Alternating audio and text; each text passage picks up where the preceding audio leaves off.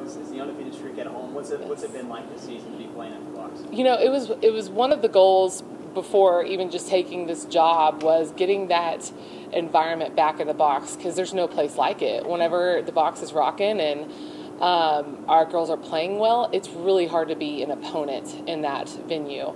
And it's taken some time, but I feel like with our girls, they believe it, and our crowd is behind us. And so I attribute that to our seventh man, who is our crowd.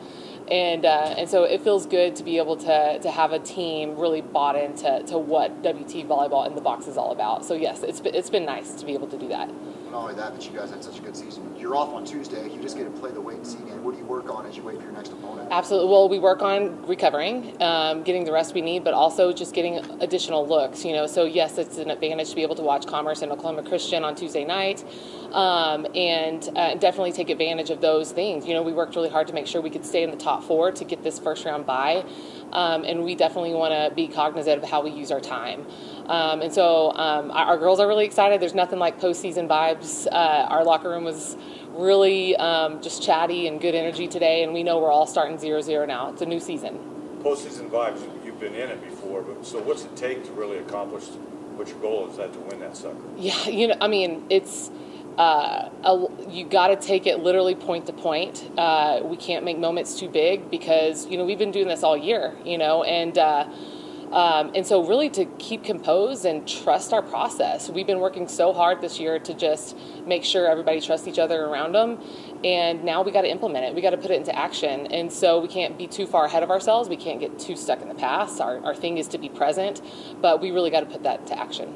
So Commerce and Oklahoma Christian, yes. Don't know who you play just yet, but from both of those teams, like what could you expect from both of those, whoever you play? For sure. Commerce has definitely been the most improved from start to finish from the beginning of the season to now.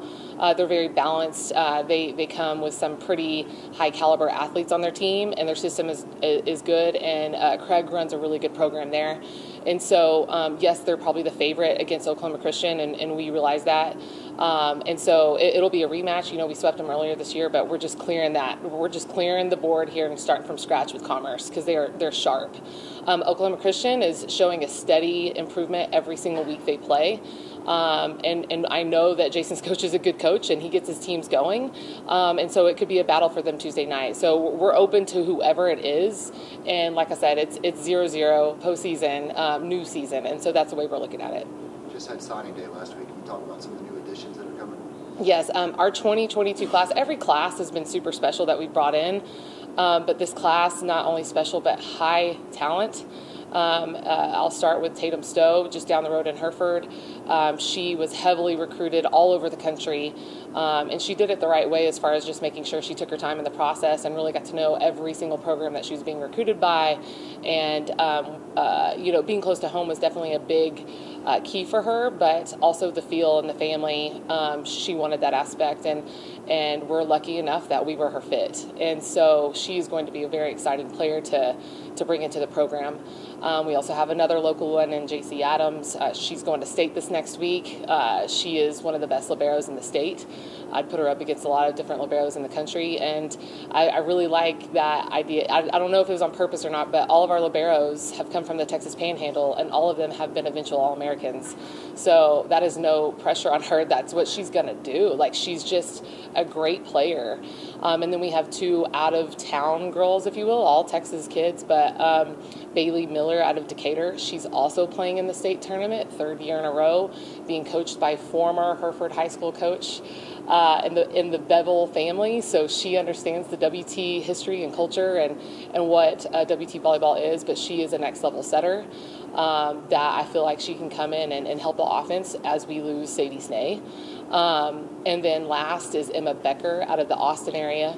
She plays on a very high-level club team, one of the top ones in the country, and she's just a kid that once you start watching her play, you kind of can't stop. The energy that you see from our team right now, she matches it immediately. So she's fun to watch. She's, I don't know, she's touching over 10 feet.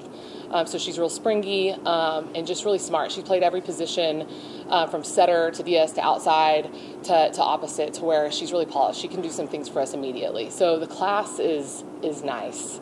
And so, yes, super, super excited for 2022. But I'm going to stay in 2021 for a little bit longer.